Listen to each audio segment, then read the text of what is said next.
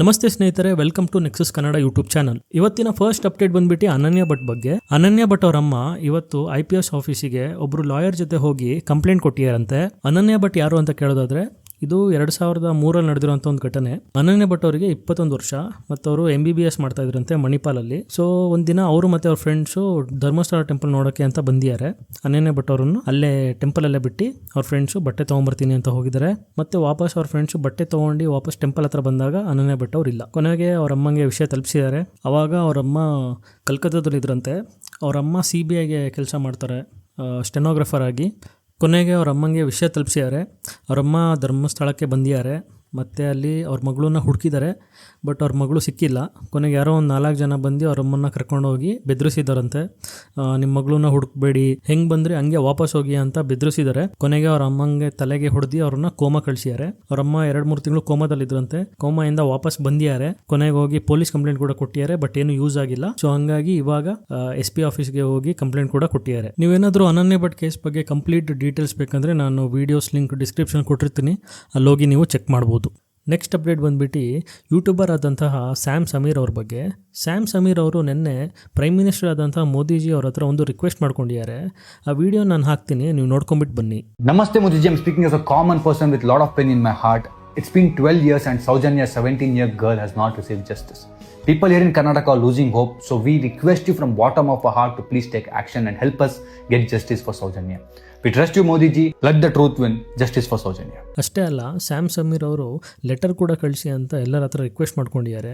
ನೀವೇನಾದರೂ ಈ full video ನೋಡಬೇಕಂದ್ರೆ ನಾನು ಲಿಂಕ್ನ ಡಿಸ್ಕ್ರಿಪ್ಷನ್ ಕೊಟ್ಟಿರ್ತೀನಿ, ಅಲ್ಲೋಗಿ ನೀವು ಚೆಕ್ ಮಾಡ್ಬೋದು. ನೆಕ್ಸ್ಟ್ ಅಪ್ಡೇಟ್ ಬಂದ್ಬಿಟ್ಟು ಶುಭಾಂಶು ಶುಕ್ಲಾ ಅವ್ರ ಬಗ್ಗೆ. ಇವರೊಬ್ಬರು ಟೆಸ್ಟ್ ಪೈಲಟ್. ಶುಭಾಂಶು ಶುಕ್ಲಾ ಅವರು ನಾಸಾ ಅವ್ರದ್ದು Axiom 4 ಅನ್ನೋ ಮಿಷಿನಲ್ಲಿ ಪಾಲ್ಗೊಂಡಿದ್ರು. ಶುಭಾಂಶು ಶುಕ್ಲಾ ಅವ್ರ ಜೊತೆ ಇನ್ನೂ 3 ಜನ ಆಸ್ಟ್ರೋನಟ್ಸು ಜೂನ್ 25ಕ್ಕೆ ಫಾಲ್ಕನ್ 9 ಅನ್ನೋ ರಾಕೆಟ್ನ ಯೂಸ್ ಮಾಡಿಕೊಂಡು ಇಂಟರ್ನ್ಯಾಷನಲ್ ಸ್ಪೇಸ್ ಸ್ಟೇಷನ್ಗೆ ಹೋಗ್ತಾರೆ. ಅಲ್ಲಿ ಏನು ಆಸ್ಟ್ರೋನಟ್ಸು ಎಕ್ಸ್ಪೆರಿಮೆಂಟ್ಸ್ ಮಾಡಿರ್ತಾರಲ್ಲ ಆ ವಸ್ತುಗಳನ್ನ ತಗೊಂಡು ಜುಲೈ 15ಗೆ SpaceX ಅವ್ರದ್ದು ಡ್ರ್ಯಾಗನ್ ಹಡ್ಗಲ್ಲಿ ರಿಟರ್ನ್ ಆಗಿದ್ದಾರೆ. ಆಮೇಲೆ ಇವರು ಎಲ್ಲಿ ಲ್ಯಾಂಡ್ ಆಗ್ಯಾರ ಅಂತ ಕೇಳೋದಾದ್ರೆ ಸ್ಪೆಸಿಫಿಕ್ ಓಷನ್ ಅಲ್ಲಿ ಸ್ಯಾನ್ ಡಿಯಾಗೋ ಅನ್ನೋ ಪ್ಲೇಸ್ ಹತ್ರ ಲ್ಯಾಂಡ್ ಆಗಿದೆ.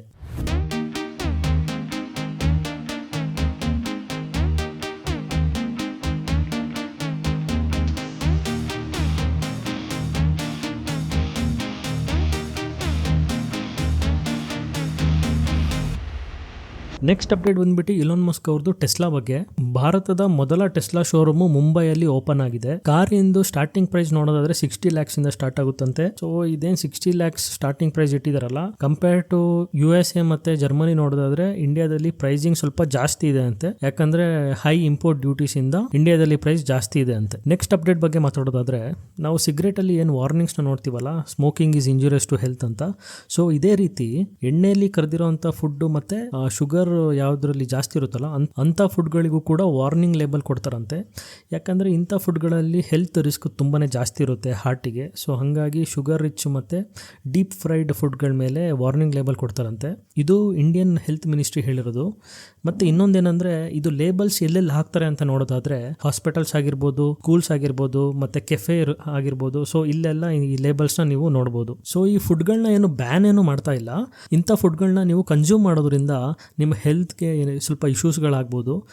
ಹಾರ್ಟ್ ಇಶ್ಯೂಸ್ ಆಗಿರ್ಬೋದು, ಕೊಲೆಸ್ಟ್ರಾಲ್ ಜಾಸ್ತಿ ಆಗುತ್ತೆ, ಮತ್ತು ನಿಮ್ಮ ಲಿವರ್ ಮೇಲೆ ಫ್ಯಾಟ್ಸ್ ಜಾಸ್ತಿ ಆಗುತ್ತೆ. ಸೊ ಹಾಗಾಗಿ ಈ ಲೇಬಲ್ಸ್ನ ನೋಡಿ ಆದರೂ ಜನರು ಕನ್ಸ್ಯೂಮ್ ಮಾಡೋದು ಕಮ್ಮಿ ಮಾಡಲಿ ಅನ್ನೋ ಪರ್ಸ್ಪೆಕ್ಟಿವಿಂದ ಹೆಲ್ತ್ ಮಿನಿಸ್ಟ್ರಿ ಇದೊಂದು ಇನಿಷಿಯೇಟಿವ್ನ ತೊಗೊಂಡ್ಬಂದಿದ್ದಾರೆ.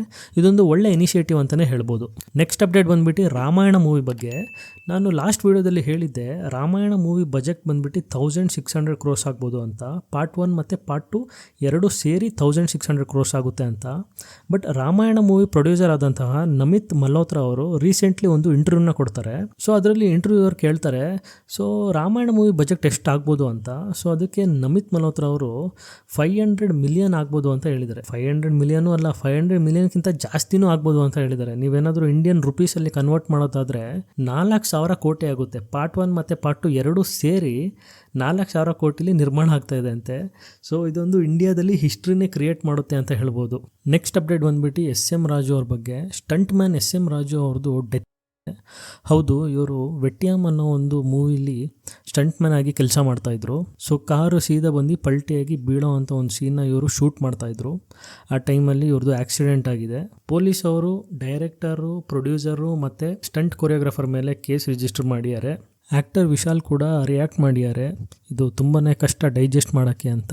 ಮತ್ತೆ SM ರಾಜು ಅವ್ರ ಫ್ಯಾಮಿಲಿಗೆ ನಾನು ಬೆನ್ನೆಲುಬಾಗಿ ನಿಲ್ತೀನಿ ಅಂತ ಹೇಳಿದ್ದಾರೆ. ನೆಕ್ಸ್ಟ್ ಅಪ್ಡೇಟ್ ಬಂದ್ಬಿಟ್ಟು ಇಂಡೋನೇಷ್ಯಾದ ಒಬ್ಬ ಹುಡುಗನ ಬಗ್ಗೆ. ಈ ಹುಡುಗನ ನೀವು ಯೂಶಲಿ ವಿಡಿಯೋಸ್ ಅಲ್ಲಿ ನೋಡಿರ್ತೀರಾ, ಬೋಟ್ ಅಲ್ಲಿ ಮುಂದೆ ನಿಂತ್ಕೊಂಡು ಡ್ಯಾನ್ಸ್ ಮಾಡ್ತಿರೋದು. ಸೊ ಈ ವಿಡಿಯೋ ಅಂತೂ ತುಂಬಾನೇ ವೈರಲ್ ಹೋಗಿತ್ತು. ಪ್ಲಸ್ ಈ ಡ್ಯಾನ್ಸ್ ಏನು ಈ ಹುಡುಗ ಮಾಡ್ತಾನಲ್ಲ, ಈ ಡ್ಯಾನ್ಸ್ನ ಫುಟ್ಬಾಲಲ್ಲಿ ಗೋಲ್ ಹೊಡೆದ್ರೆ ಅಥವಾ ಬಾಸ್ಕೆಟ್ಬಾಲಲ್ಲಿ ಗೋಲ್ ಹಾಕಿದ್ರೆ ಅಥವಾ ಯಾವ್ದಾರ ರೇಸ್ನ ವಿನ್ ಆದರೆ ಈ ಡ್ಯಾನ್ಸ್ನ ಪರ್ಫಾರ್ಮ್ ಮಾಡಿಬಿಟ್ಟು ಸೆಲೆಬ್ರೇಷನ್ ಮಾಡ್ತಾಯಿದ್ರು. ಸೊ ಈ ಹುಡುಗ ಇಂಡೋನೇಷ್ಯಾದವನಾಗಿರೋದ್ರಿಂದ ಇಂಡೋನೇಷ್ಯಾ ಗೌರ್ಮೆಂಟು ಈ ಹುಡುಗನ ಅಫಿಷಿಯಲ್ ಟೂರಿಸಂ ಅಂಬಾಸಿಡರ್ ಆಗಿ ಅಪಾಯಿಂಟ್ಮೆಂಟ್ ಮಾಡಿದೆ. ಮತ್ತು ಇಂಡೋನೇಷ್ಯನ್ ಗೌರ್ಮೆಂಟು ಈ ಹುಡುಗಂಗೆ ಸ್ಕಾಲರ್ಶಿಪ್ ಕೂಡ ಕೊಡ್ತಾ ಇದೆ.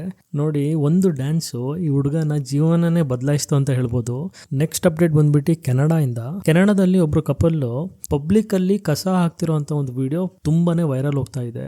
ಸೊ ಇದು ಆಕ್ಚುಲಿ ಯಾರು, ಇವರು ಇಂಡಿಯನ್ಸಾ ಅಥವಾ ಬಾಂಗ್ಲಾದೇಶಿಯವರ ಅಥವಾ ಪಾಕಿಸ್ತಾನ ಅವರ ಅಂತ ಇನ್ನೂ ಕನ್ಫ್ಯೂಷನ್ ಅಲ್ಲಿ ಇದೆ. ಬಟ್ ಸುಮಾರು ಜನ ಟ್ವಿಟರ್ ಅಲ್ಲಿ ಇದು ಇಂಡಿಯನ್ಸ್ ಅವರೇ ಈ ತರ ಮಾಡ್ತಾ ಇರೋದು ಅಂತ ಸುಮಾರು ಜನ ಟ್ವೀಟ್ ಮಾಡಿದ್ದಾರೆ ಟ್ವಿಟರ್ ಅಲ್ಲಿ. ಸೊ ನಾನು ವೈರಲ್ ವಿಡಿಯೋನ ನಾನು ನಿಮಗೆ ಪ್ಲೇ ಮಾಡ್ತೀನಿ, ನೀವು ನೋಡ್ಕೊಂಡ್ಬಿಟ್ಟು ಬನ್ನಿ.